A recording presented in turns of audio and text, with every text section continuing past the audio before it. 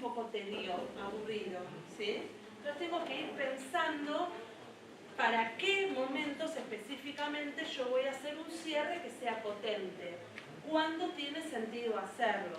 Entonces por ahí yo podría periodizar, o sea, puede haber algún día en la semana o alguna actividad en particular que haya algo potente para que yo haga una actividad de cierre poderosa, pero también podría decir, todos los viernes en la última hora les entrego una planillita que te digo, no sé, van pensando como distintos formatos, ¿no? Pero ¿qué fue lo más importante que aprendiste esta semana? ¿Qué cosa te hubiera gustado que hubiera y no hubo? O sea, digo, ir pensando, pero para que uno ya lo tenga como establecida esa idea, digo, porque si no, no quisiera que quedara como que hago una actividad, hago un cierre, hago una actividad, hago un cierre. Justamente porque muchas veces no hay cierre porque me quedo pensando, porque estoy en el medio de algo, porque estoy construyendo algo, ¿sí?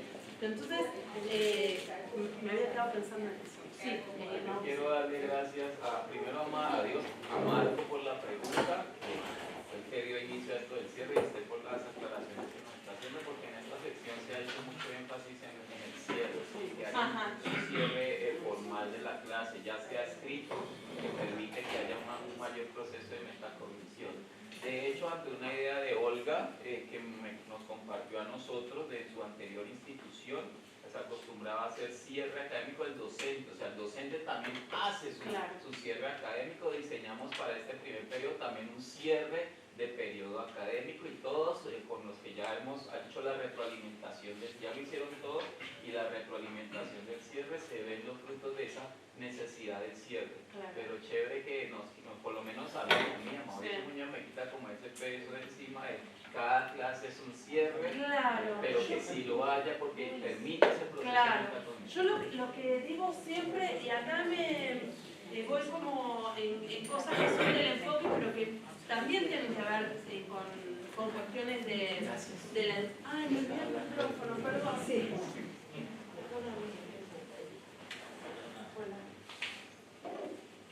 Ahora no me habla. Ahí está, te puesto gracias. Es que él me lo preguntó, era justo sobre el final, y yo me quedé pensando y di una respuesta, pero me quedo también pensando que si la respuesta, yo lo que te respondí es como una cosa de se puede hacer esto, esto y lo otro, no lo que vos me preguntaste, pero lo que me quedo pensando es cuándo es la necesidad del cierre. Porque todo lo que nosotros hacemos en clase lo hacemos porque tiene un sentido. Porque si no, llega un momento en que lo haces porque te lo pidan, entonces ya no tiene sentido, ni para vos, ni para los chicos, ni para nadie. Entonces, y además porque hay clases y hay momentos en donde lo que nosotros no necesitamos un cierre, necesitamos que eso siga siendo rizomático y que sigan pensando acerca de eso y poder por ahí volver a retomarlo dentro de una semana, 10 días, que sigan pensando. Entonces es como ir pensando los cierres. Y si queremos tener como una cosa de documentación, como si uno dijera una memoria acerca de eso, yo diría ver el modo de pensarlo semanal. Y que ahora estoy pensando con ustedes, esto no es algo que lo tengo explorado, pero por ahí podrían ustedes pensar para una semana esto, para otra semana el otro, después decirle a los chicos por grupos, ¿quién se anima a diseñar una planillita, un modo de hacer el cierre para la semana que viene? Entonces ya los ponemos a ellos a pensar sobre eso, ¿sí? Me quedó como flotando esa idea y quería ponerla. Bueno, para ir como avanzando,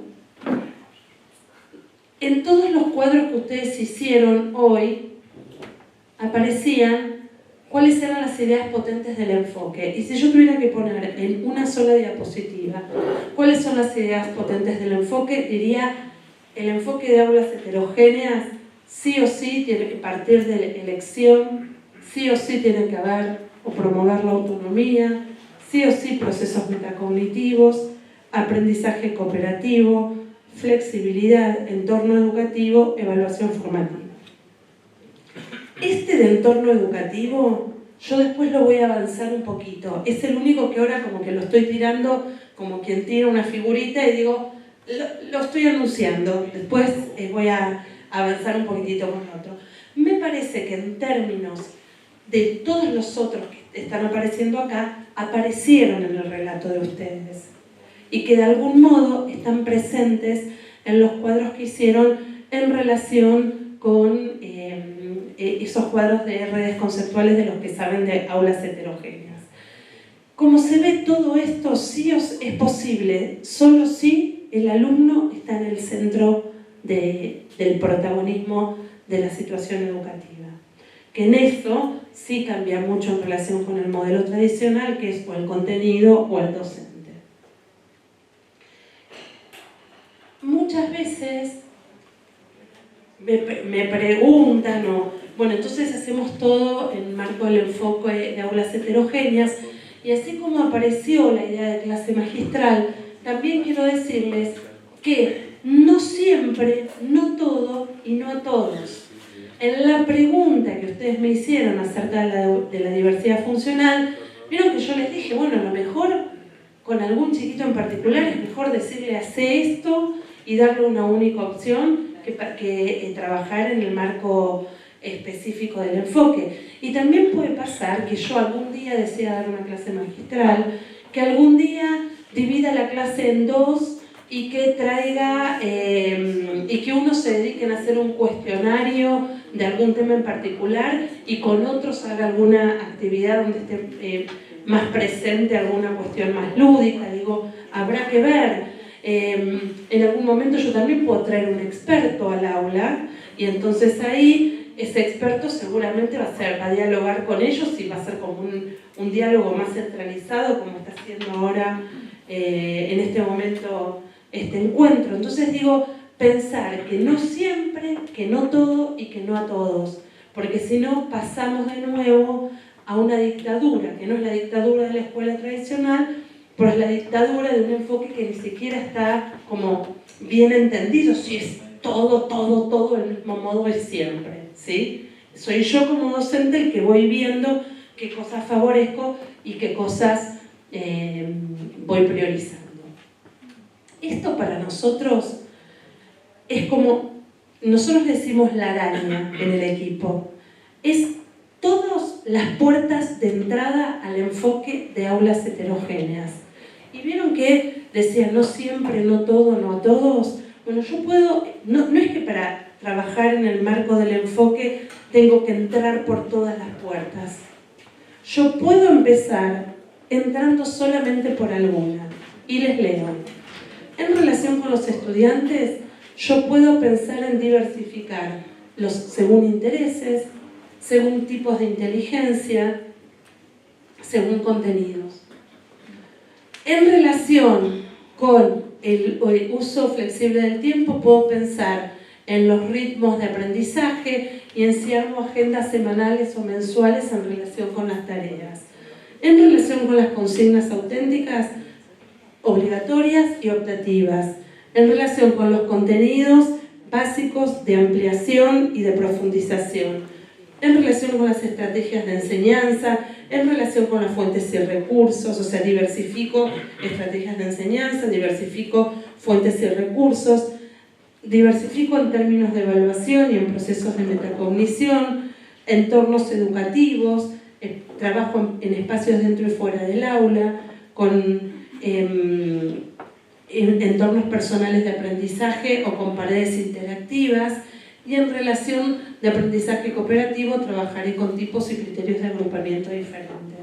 Entonces yo puedo empezar a trabajar con el enfoque de voy a trabajar en relación con diversificar en los estudiantes, que los voy a proponer actividades diferentes según tipos de inteligencia y según intereses, por ejemplo. O podría decir, voy a proponer consignas que algunas sean obligatorias y que otras sean optativas. Y empiezo por ahí, ¿sí? Yo sé que ustedes están avanzados, yo sé que ustedes están en un proceso, digamos, más metidos en relación con el enfoque, pero digo, cada uno empieza a trabajar con lo que se siente más cómodo. Y en ese sentido uno podría decir, voy a ver qué hago con los contenidos, qué hago con las estrategias de enseñanza y los recursos, con los agrupamientos, con la evaluación, con los tiempos, con las fuentes de información. Y entonces, por ahí, la única diferencia es, empiezo una clase, voy a enseñar los volcanes, para seguir con el tema de hoy, el vulcanismo, y en realidad lo único que diferencio es que traigo 4 o 5 fuentes diferentes de información. Una poesía que hable algo de un volcán, una imagen de, por ejemplo, hay un volcán que crece abajo del mar, ¿sí? Un texto teórico acerca de los volcanes, una infografía. Y entonces los chicos eligen con cuál trabajar. Y digo, y eso es lo que diversifiqué en esa actividad. Y nada más digo, no es que para todo tengo que armar una ingeniería tremenda. Bueno, vamos a hacer ahora una actividad. La actividad es la siguiente. Yo les voy a dar por grupo, por mesa, unas actividades. De esas actividades que yo les doy, ustedes van a elegir una de ellas en la mesa. Y lo que van a hacer es analizarla a esa actividad y decirle al autor de esa actividad qué es lo que valoran y hacerle alguna sugerencia de mejora. En ese orden, qué es lo que valoran, lo van a escribir, y sugerencias de mejora. De eso sí vamos a hacer puesta en común, porque supongo que van a elegir variados y que lo que van a decir es relevante para seguir abordando cuestiones acerca del enfoque.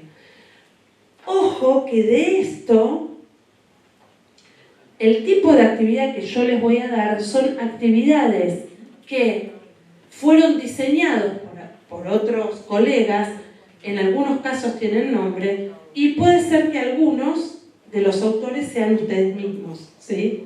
O sea, quiero decírselo ya para que sepan que son actividades reales. Y todo lo que les voy a entregar son tatetíes. Todos triquis, gracias. Iba a ser ya tanto, muy bien. Triquis, ¿está bien?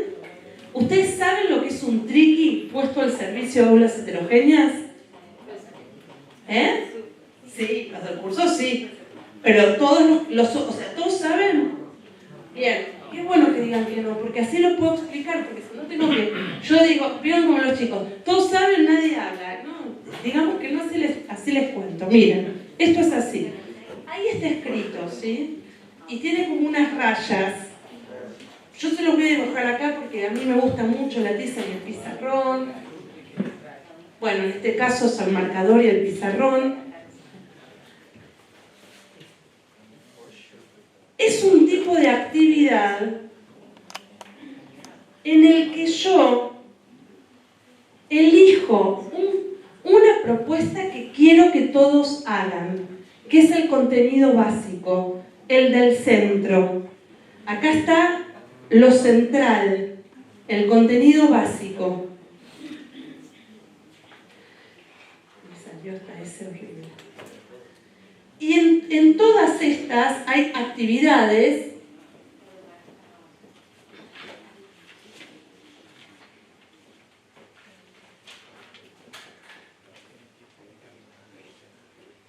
del 1 al 9, este vendría a ser el 5, y yo lo que les digo a los alumnos es, chicos, elijan una banda de actividades, ¿sí?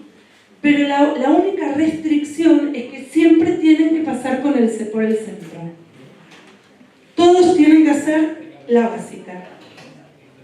Y luego, en función de lo que elijan, van a resolver unas u otras. Para eso van a tener que leer todas, para eso van a tener que pensar cuál les gusta más hacer y por qué. Digo, ya lo van a ver en vivo y en directo. Entonces yo ahora les voy a dar ejemplos de tatetíes y ustedes lo que van a hacer es hacer de críticos expertos. la valoración y la sugerencia de mejora. Y para esto calculen que van a tener 10 minutos, ¿sí? No un montón de tiempo. Es sumamente importante el tema de la redacción de las consignas. Fíjense que cuando uno estudia para docente, para la formación de magisterio, nos enseñan un montón de cosas, pero no nos enseñan a cómo formular la consigna. Eso es como que uno lo tiene que saber, ¿sí? Entonces es bien interesante porque la consigna es lo que nosotros le ofrecemos a los estudiantes para que hagan y en función de eso aprendan lo que pretendemos que aprendan. Y según cómo es la consigna, es como nosotros después ellos van a efectivamente poder aprender. Yo ni me había fijado en eso y la verdad es que es bien interesante lo que están planteando. ¿Qué otros eligieron? ¿Alguien eligió ese tatetí? ¿Ese tricky? Vamos a los chicos. No, perdón, chicos. Buenas tardes. Pues... No sé por qué se ríen, todo el año pasado lo mismo, es que por la voz que tengo siempre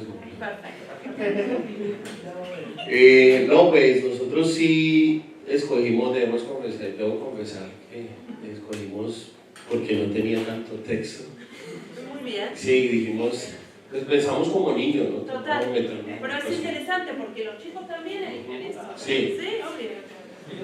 Sí, nos llamó la atención también la figura, los colores, eso fue también llamativo. De pronto la carga de texto no es llamativa, entonces dijimos, oye, que tiene unas figuritas, no tiene tanto texto. Ese es nuestro tatetí.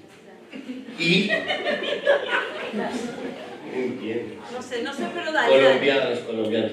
Entonces, sí, lo escogimos y lo que valoramos es que la estrategia, el ejercicio como tal, lo lleva a uno a leer no solamente lo que va a hacer, sino también otros ejercicios, porque el niño, en este caso nosotros, nos vimos como tentados, bueno, a ver, vamos a ver cuál podemos resolver con más rapidez, porque hay poco tiempo, cuál nos puede brindar más facilidad, cuál conocemos, de pronto hay alguna información que no conocemos y nos corchamos nosotros mismos por escoger un tricky que no podemos cumplir, y no, pero entonces eso lo obliga a uno a leer todos los textos. Entonces me parece que es algo que debe valorar mucho. Sí, la sugerencia, a ver si vamos. Me gusta molestar. No, la sugerencia que sí también tenemos es un poco la claridad de las consignas, porque sí también es como que, colorean, pero todas están coloreadas y todo eso, entonces son como detalles. Y pues también lo del faltando el vacío, porque como que uno quiere saber, bueno, y aquí qué podría haber habido, claro. Esas cosas. Bien. Ninguno más eligió este tricky, ¿no? El micrófono. Muchas gracias. Quiero decirles algo, en algún grupo lo mencioné. Que sea un tricky es aleatorio, ¿sí? O sea, podría ser un dominó, podría ser una carta que se da, eso, memory cards, digo, es el juego que a ustedes se les ocurra, que les parezca que les funcione para pensar diferentes propuestas de actividades. Y que no estén todas, es que están pensadas por ahí para chicos más pequeños, entonces hay actividades, ¿no?, que uno podría decir, les disminuyo la complejidad de la lectura y focalizo más en el contenido. O sea, eso les pido que lo piensen del modo que ustedes quieran, ¿sí? Yo habitualmente tienen todos los casilleros completados, pero también puede ser que no lo haya. En bachillerato yo mostré un ejemplo que no era un tricky. Vos lo mirabas y parecía, pero en realidad tenía solo 6 casilleros. Y lo que te decía en la consigna es elegí 2. ¿Está bien? Entonces, eso ustedes piénsenlo como les parezca que es más eficiente. ¿Está bien? Bien, vamos a otro grupo que no haya todavía... Buenas tardes. Nosotros escogimos el triqui de civilizaciones precolombinas. Digamos, lo que valoramos de este TTI es que incluye la posibilidad de elaboración individual, en pares y grupal. Entonces, no importa como el orden en que los cojas, siempre va a haber un trabajo individual, uno en pares y otro grupal. Perfecto, es muy sofisticado en términos de elaboración, ¿sí? Bien. Otra valoración es que se da cabida a la diversidad de estilos de aprendizaje. En algunos es más kinestésico de hacer, en otros te escriben un video. Entonces, digamos que incluyen esa posibilidad. Y la sugerencia que le haríamos a este es formular una actividad detonadora para descubrir presaberes, que vimos que no hay como una, dentro de la actividad formular no hay una detonadora. Que bien podría ser previa, ¿no? Bien. Y formular situaciones, problemas, porque como que no hay una problemática a solucionar y a veces eso pues ayuda a construir sentido también, ¿no? Bien, buenísimo. ¿Ustedes eligieron esa también?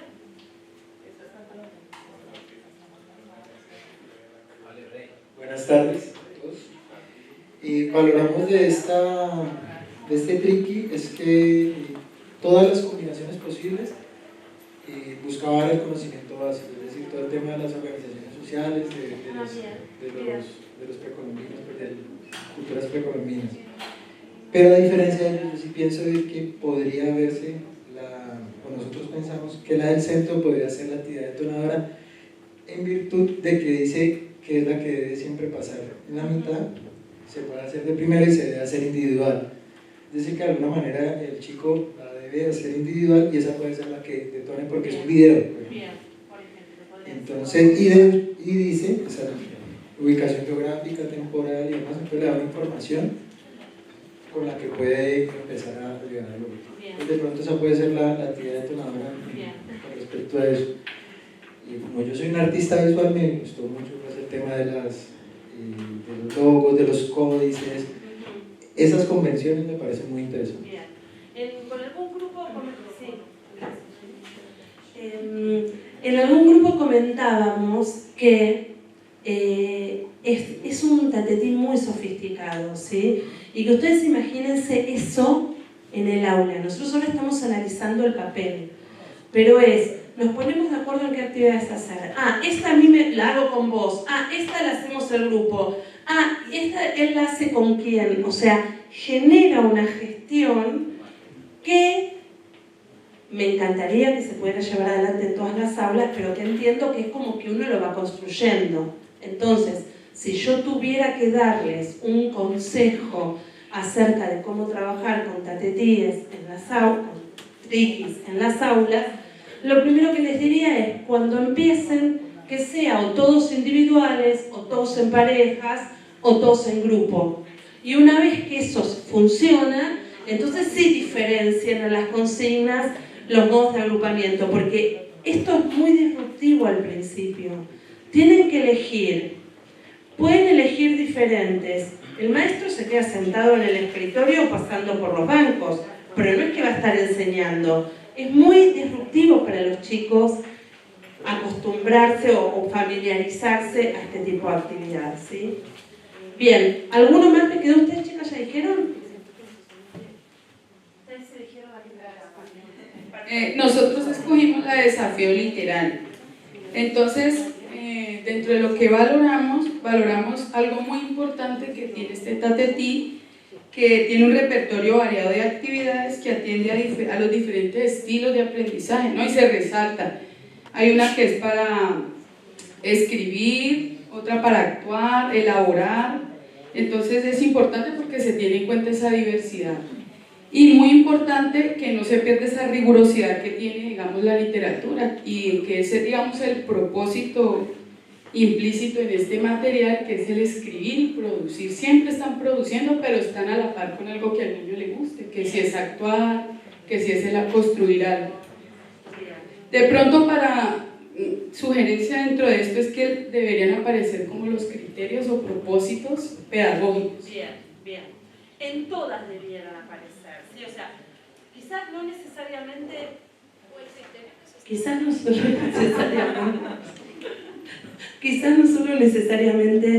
en este tatetí, ¿no? Uno diría, siempre debieran estar de algún modo esclarecidas las metas, visibles, para que los chicos y chicas sepan qué es lo que estamos esperando en relación con lo que se está presentando. Disculpame. Otro aspecto que valoramos es que tiene un contexto real, porque es a partir de un libro que ellos están leyendo, y también la audiencia es real, entonces también se valora eso y crea oportunidades de aprendizaje. Y tiene un tiempo establecido.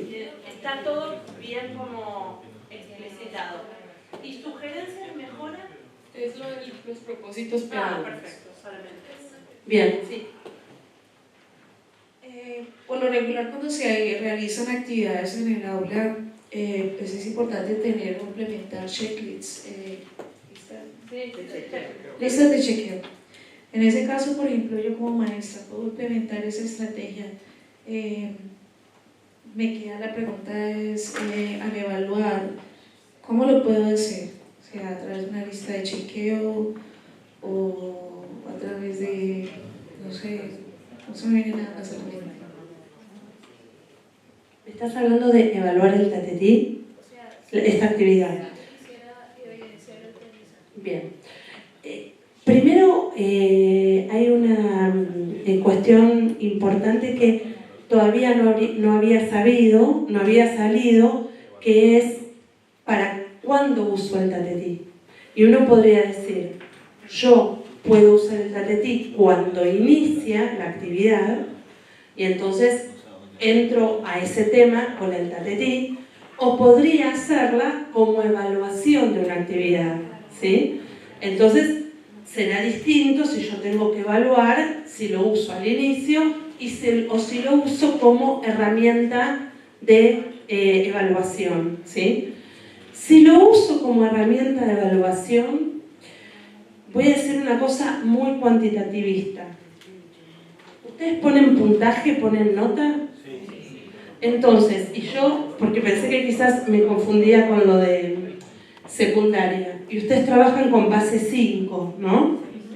Entonces uno podría decir, esto es así, la de acá vale 2,5 y todo el resto vale 1,25. ¿Está bien?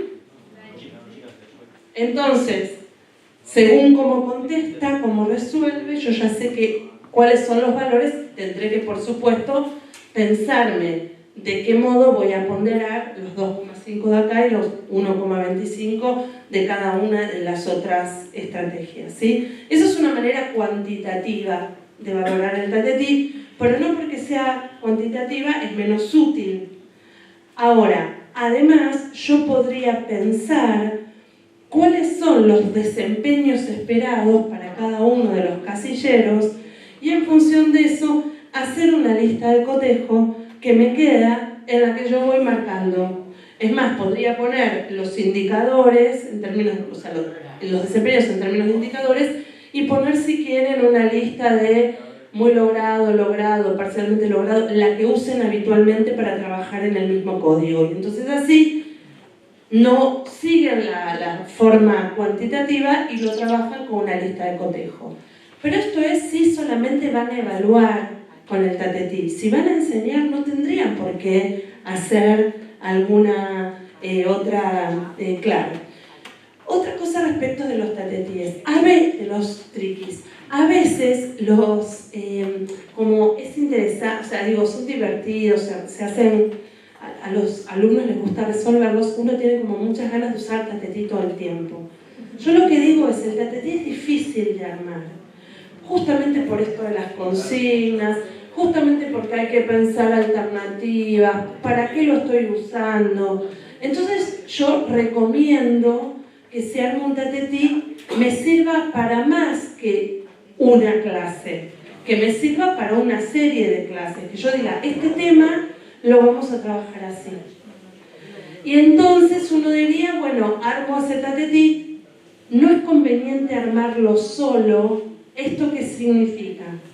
Que si lo puedo armar con algún otro colega mejor, pero si yo lo escribo solo en mi casa, al día siguiente vengo y le digo a mi colega, che, léelo, ¿Se entiende? ¿Qué tal la consigna? Porque digo, estas son las dificultades con el tatetí. Si después, cada vez que un alumno está leyendo algo, está levantando la mano y nosotros le tenemos que precisar cuál es la consigna, no favorecemos la autonomía. Entonces, eso me parece importante aclarar. Y la otra cuestión es, cuando nosotros hacemos un tatetí, ese triqui, lo podemos usar más de una vez. O sea, si yo trabajo siempre, ponele esto que es de cuarto grado, dice ahí, de cuarto año, yo lo uso en el 2020, lo uso en el 2021, quizás hasta en el 2022, digo basta porque me aburrí, ¿sí? Sí, atrás había el bonus track. No importa.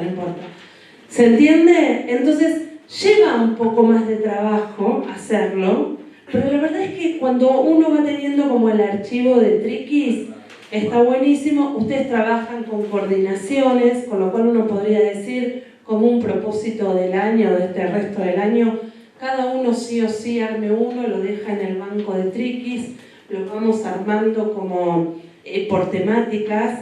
El año que viene de nuevo, ¿se entiende? Y vamos haciendo como bancos. Por supuesto, cada vez uno después lo puede modificar, pero no es que es un trabajo individual que cada uno tiene que hacer. Y me parece que también eso funciona en términos de trabajo colaborativo para nosotros como docentes. ¿Estamos? ¿Sí? Bien. Voy a avanzar. Y disculpen, pero es que los voy a hacer trabajar. O sea, yo ya sé que viene la parte de ahora me empiezan a odiar, pero bueno, ¿qué vamos a hacer? Es parte de la tarea. Vieron que yo les dije que había una parte que era revisitar lo conocido. Para mí esto, aunque tenga ciertos visos de novedad, si se quiere, ya tenía que ver con cosas que ustedes saben que conocían. Y ahora yo me quiero meter en algo que para mí, seguramente ustedes lo pueden pensar de una manera que no necesariamente lo hayan pensado antes. Y les voy a mostrar algo que tenía que ver con el entorno educativo, ¿sí? Habitualmente en la escuela homogeneizadora, los chicos se distribuyen en aulas, esos espacios son graduados, tenemos el aula de primero, el aula de segundo, el de tercero, etcétera, etcétera. Pero entonces uno podría pensar cómo el mismo entorno educativo favorece la interacción. Y entonces ahí uno diría que la escuela puede impedir o facilitar formatos alternativos, puede dificultar o promover la movilidad y el encuentro, restringir o permitir lo simultáneo entre lo individual y lo colectivo, lo escolar y lo extraescolar, puede ser permeable o introvertida, transparente o hermética, activa o contemplativa, sensible o indiferente, y puede contribuir al ejercicio del control o habilitar condiciones para actuar en libertad. Entonces, a mí me gustaría que pudiéramos pensar nuestras aulas desde esa concepción. Yo estuve recorriendo hoy el edificio, ustedes realmente tienen un edificio hermoso, unos edificios hermosos, con aulas grandes, con espacios, la verdad que todo lo que está acá está puesto, cualquiera que viene dice, wow, qué linda institución. Pero hay algunas cosas que nosotros podríamos pensar para que cuando miramos las paredes del aula, no tengamos los espacios de las carteleras. ¿Vieron que ustedes tienen unas carteleras? O al menos varias aulas tienen carteleras. Por ahí hay alguna que no tienen. Donde uno habitualmente pega los trabajos de los alumnos. Bueno, acá la idea sería que en vez de pegar los trabajos de los alumnos, la pared te invite a hacer algo. En este caso hay una pared en donde hay unas instrucciones, se pregunta qué ves, los chicos están ahí mirando qué es lo que, no sé qué actividad están haciendo. Uno podría pensar cómo hacer como docente para generar en esa cartelera alguna propuesta donde los chicos tengan algo que hacer. Y esto es, en el aula, les voy a mostrar otro ejemplo. Y esto es los espacios que están, los pasillos, ¿sí? En donde ¿qué? Son cajas de cartón de los supermercados, envueltas con papel craft, ¿sí? Craft, en donde hay de distintas formas puestas algunas actividades, cuentitos, historias, qué sé yo, de lo que los chicos van haciendo. Uno podría decir, si estamos con el tema del volcán, quizás podríamos hacer un volcán grande de papel craft con, qué sé yo, y que esté ahí en la entrada del pasillo. Digo, no estoy hablando de romper el edificio que está tan lindo, ni de pegar cosas. Digo, pero no estoy hablando de eso, sino que estoy hablando de intervenir el espacio, ¿sí? Y además, ustedes tienen carteleras preparadas para eso, con lo cual es posible. Miren esta.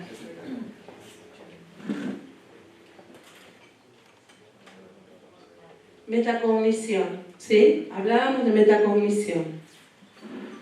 Es una pared sobre electricidad. Podríamos decir, esta cartelera podría estar para cada tema que enseñamos. Tiene una parte en la que dice lo que aprendimos, les damos post-it y los chicos después de pasar por todo el proceso con lo que aprendieron, las conexiones que pueden hacer con otros temas y las preguntas que se formulan. Sí, Mauricio. Ahí se puede hacer una conexión bien interesante entre los cierres de la clase Total. y estos muros hablantes o como usted le denomina. Sí. Puede haber una conexión. Total, paredes real. interactivas, absolutamente. Y ahí uno puede decir, vamos a trabajar con electricidad o con volcanes. Y entonces acá yo les podría pedir, ¿qué sé acerca de los volcanes? Y les doy a cada uno un post-it, ese es el límite. Por eso el post-it, porque es chiquito, para que no escriban 18.000 cosas, ¿no? O sea, digo, es por una cuestión de ser económico con la información. ¿Qué sé de los volcanes? ¿Qué me gustaría aprender? Tengo esa... Y finalmente, al cierre, ¿qué aprendí? Entonces digo, esa cartelera ya no tiene la función de decorar, gracias, o ilustrar, sino que tiene la función de favorecer la participación, favorecer la interacción, ¿sí? Y es algo, bueno, es una pared interactiva, ¿no? Se transforma de ser una pared decorativa a ser una pared interactiva. ¿Estamos? Esto hasta ahora ustedes no lo habían visto. No quiero que después me escriban diciendo que ustedes arruinaron todas las paredes de la institución por culpa mía. Que quede registrado en la grabación. Bueno, entonces ahora yo les voy a proponer una actividad y yo ya sé que están cansados, pero vamos a seguir poniéndole garra. Y todos ustedes conocen, digo, no importa, no les estoy tomando examen acerca de esto, pero el enfoque de las inteligencias múltiples, ¿sí? Conocemos y sabemos que si estamos pensando en el marco del trabajo en aulas heterogéneas, estamos pensando también en lo que llamamos inteligencias múltiples. Entonces, yo les voy a hacer ahora una propuesta. En esta propuesta yo les voy a dar una hoja, que es esta, en donde aparecen distintas inteligencias, según una de las versiones de Gardner acerca de las inteligencias múltiples, y aparecen también tipos de actividades posibles de ser desarrolladas en el marco de esas inteligencias. Entonces, el pedido es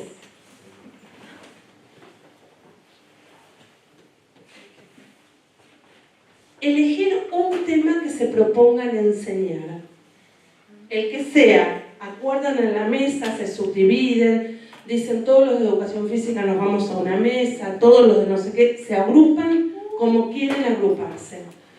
Eligen 2 tipos de inteligencia del listado de acá.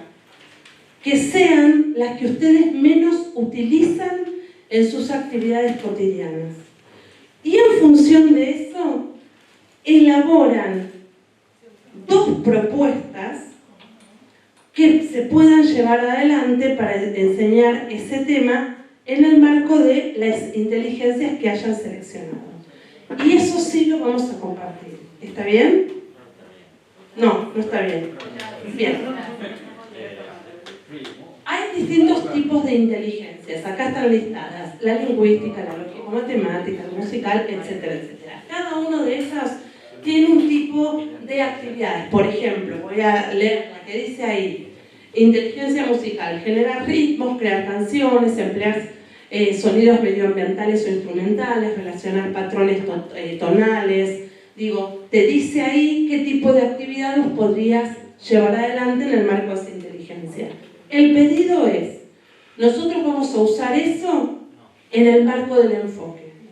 Entonces, eligen algún tema que vayan a enseñar y eligen 2 inteligencias de las que menos utilicen en el aula.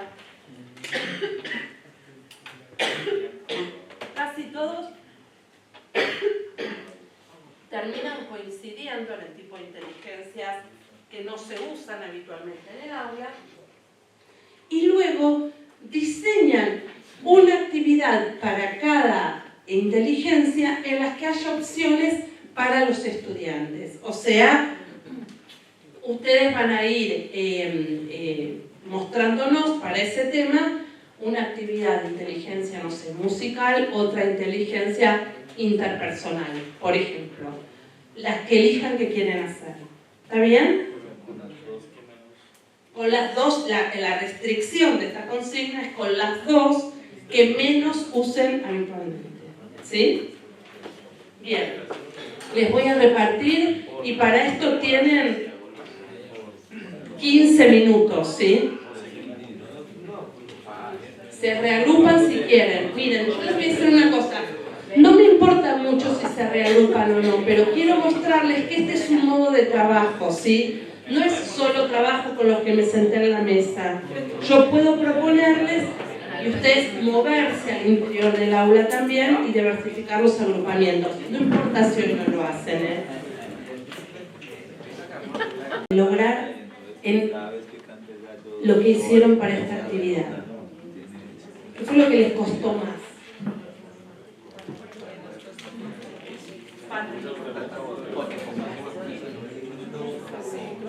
Ay, el gasto.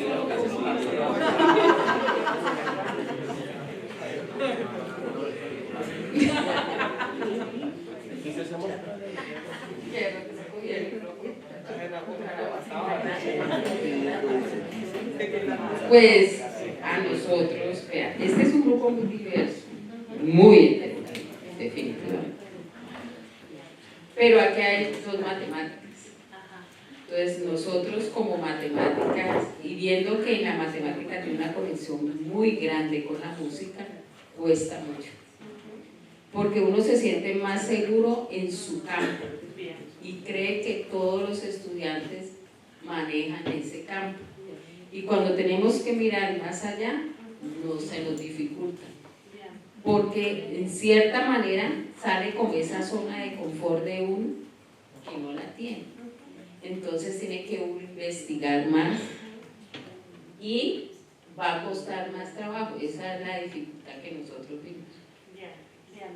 Con lo cual, lo que estás diciendo es muy importante porque uno dice, uno como docente a cargo de un grupo tiene ciertas afinidades también y ciertos estilos, más allá de que yo sea matemática, con lo cual uno dice, bueno, en términos de inteligencia seguro que lo que tiene que ver con el pensamiento matemático me va a funcionar muy bien, pero ponele que además a mí me guste la naturaleza y pueda pensar con categorías que tengan que ver con una inteligencia más naturalista. De todos modos, tengo 2, ponele como mucho 3.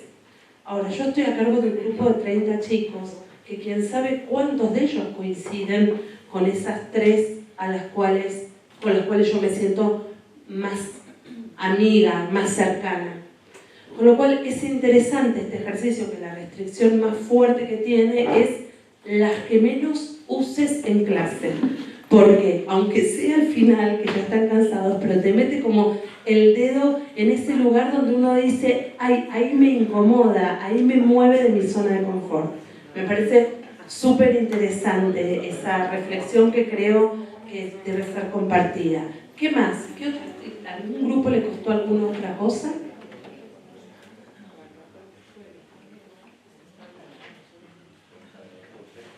¿Alguien quiere decir algo?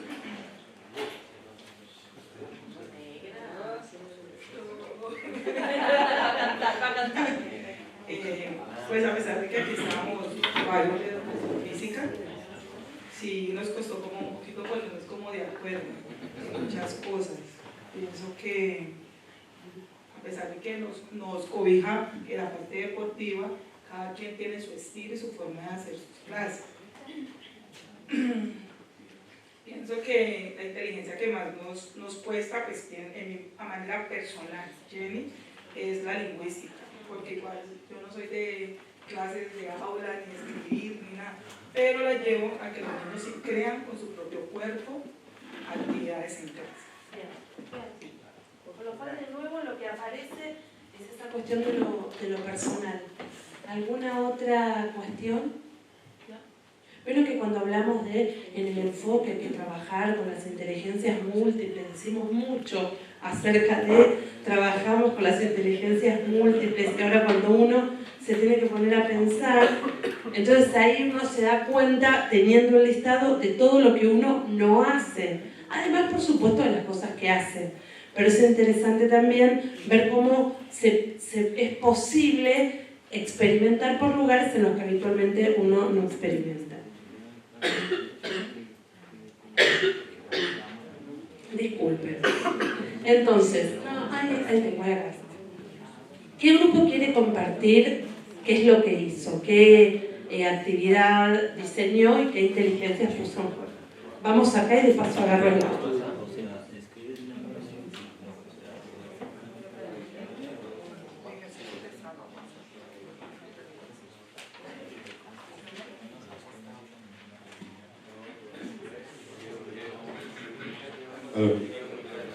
América campeona. ¿Me dolió? Compañeros, bueno, decidimos que el tema escogido fuera la independencia de Colombia. En medio de nuestra discusión decidimos pues las inteligencias que menos podríamos o que menos usamos, sobre todo pues tomando en cuenta que son muchos de humanidades, la musical y la naturalista.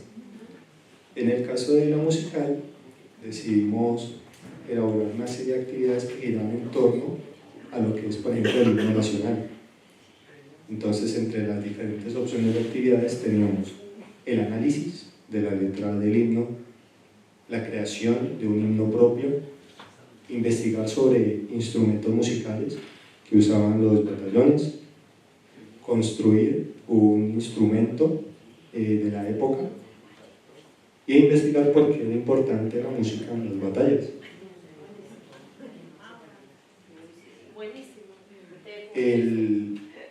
De segunda inteligencia, la naturalista, escogimos, por ejemplo, investigar cuáles fueron las rutas por donde transitó el ejército libertador, y para hacerlo más cercano, en la región, por ejemplo, de aquí del Valle del Cauca, crear una maqueta de las rutas libertadoras, comparar los diferentes entornos geográficos por donde se movilizó el ejército libertador, el llano, el páramo, el valle, y por último, qué tipos de plantas medicinales se hallan en la región, que las cuales pueden ser, digamos, usadas por los batallones en esa época, por ejemplo. Buenísimo. La verdad que es súper interesante. Me parece que la consigna la armaron con mucha potencia. Y también quiero hacer la salvedad que esto que estamos haciendo es un ejercicio, obviamente, pero que si alguno de ustedes mañana, pasado, van a enseñar la independencia de Colombia, algunas de estas cuestiones probablemente las puedan poner en juego. ¿Qué quiero decir? Que no es que les estoy pidiendo que pasado mañana les hagan hacer todo el listado que hicieron, porque ustedes me pueden decir, no, pero esto no es lo más importante del tema de la independencia de Colombia. Pero aún teniendo en cuenta que hay algunas cuestiones que pueden ser más potentes que otras para lo que tienen que enseñar, es interesante ponerse a pensar desde otro lugar, porque eso te ayuda a mechar, decimos, ¿no? Como a ubicar estratégicamente algunas propuestas que no son las habituales en el marco de nuestras clases y que colaboran con los estilos de aprendizaje, los intereses de los alumnos. Bien, otro grupo.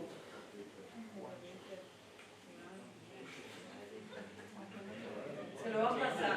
Carolina le falta. Hasta ahora cada uno se empieza a mimetizar. Vamos. Bueno, muy bien que le pone garra, compañero. Nos pusimos como a analizar qué teníamos como en común, ¿sí? En cuanto a inteligencias que no utilizáramos, y pues salieron a flote de una lógico-matemática y la musical.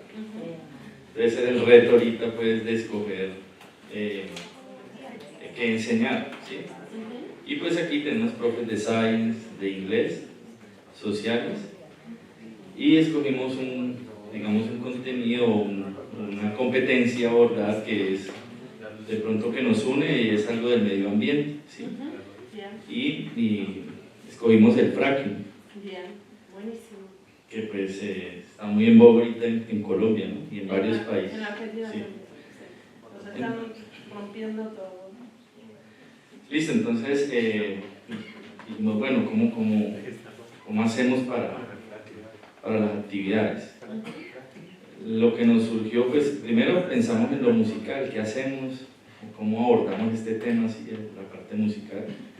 Y pensamos de una es como armar una canción, un rap, ¿sí? Y pues donde hubiera letra, que tuviera una letra como de protesta o de crítica sobre esta dinámica. Y también con el rap que tuviera instrumentos musicales. Entonces tenía que tener una condición, y es que cuando fueran los tonos bajos instrumentales, los tonos de los instrumentos bajos, era porque por el problema, por el impacto negativo. Y cuando se pensara en las soluciones, pues tuviera unos tonos agudos, brillantes, decíamos aquí, ¿sí? Eso fue en lo musical. En lo lógico-matemático sí fluyo más rápido, porque de una pues surgió la idea de dar una mirada pasado-presente y hacer un análisis estadístico. Y pues esto nos lleva a mirar a través de gráficos estadísticos cómo, desde cuándo empezó esta problemática, en qué año o en qué años, y empezar a mirar el impacto, la huella medioambiental a través de cuantificar este impacto en las diferentes especies, en el medio ambiente, en la flora, la fauna, y en todo lo que incluye el medio ambiente, ¿sí? Y en la misma población. Entonces ahí utilizamos la inteligencia lógico-matemática. Buenísimo. La verdad es que también buenísimas actividades que pueden llevar adelante pasado mañana. Bien, ¿qué otro grupo más? Bueno, el pasado, no sé cómo se dice. Como los chicos igual. Me siento en casa.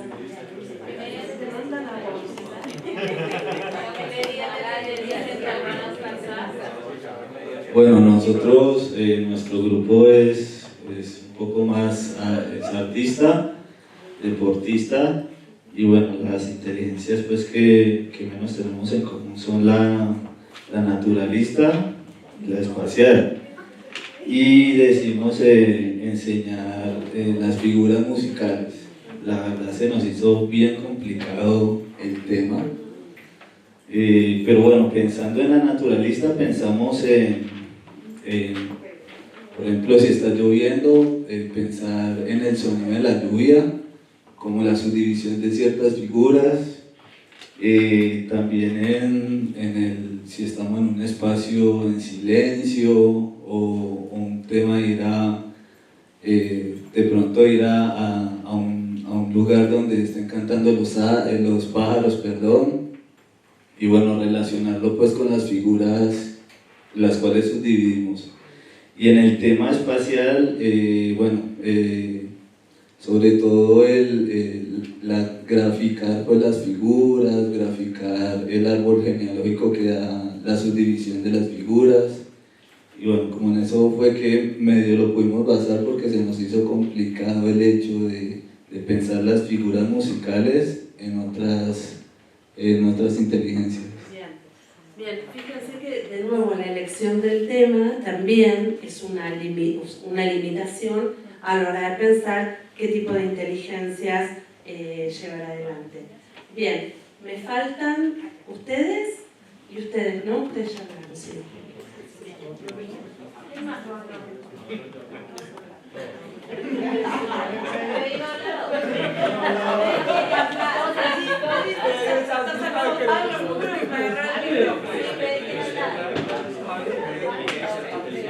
Bien, vamos que esta es la última actividad. Como digo, es lo que vamos a hacer, pero ya cerramos, como con los chicos.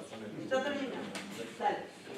Bueno, nosotros, al igual que muchos, no usamos mucho en lo musical, ni en lo lógico-matemático, nada que ver. Cecilia. Pero nos decidimos precisamente entonces por esas dos. Pensamos en trabajar el tema de los sistemas digestivo, respiratorio y circulatorio, plantear una serie como de dos experiencias específicas, que es la toma de, digamos, de la escucha de su propio corazón, con ayuda pues como de la enfermera, hacer cardio, bueno, los sonidos, ¿no? A eso nos referimos, a que ellos puedan escuchar el sonido que se da.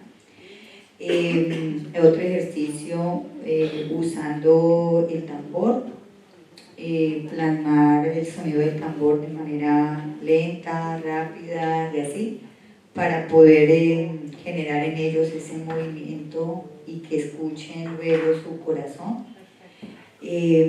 Otra experiencia que pensamos fue mirar qué reacción hay en nuestro cuerpo ante determinados sonidos y plantear una serie de música relajante, tenebrosa, de suspenso, ¿sí? Y mirar eso que genera en cada persona y hacer una especie de encuesta que permita luego generar una estadística sobre lo que ocurre allí. Y ahí lo vinculan con la matemática. Con la matemática.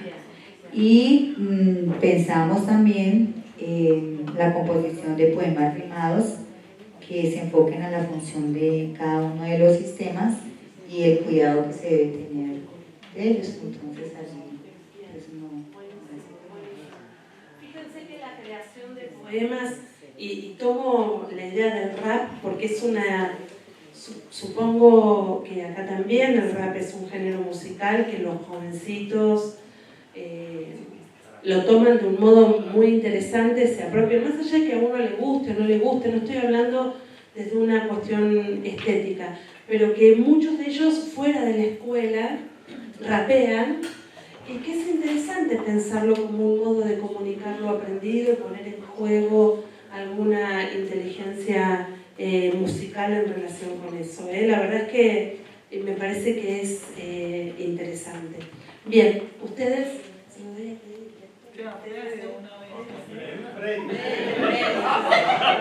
Lo único que falta es que me tenga que saber los nombres. Perdón.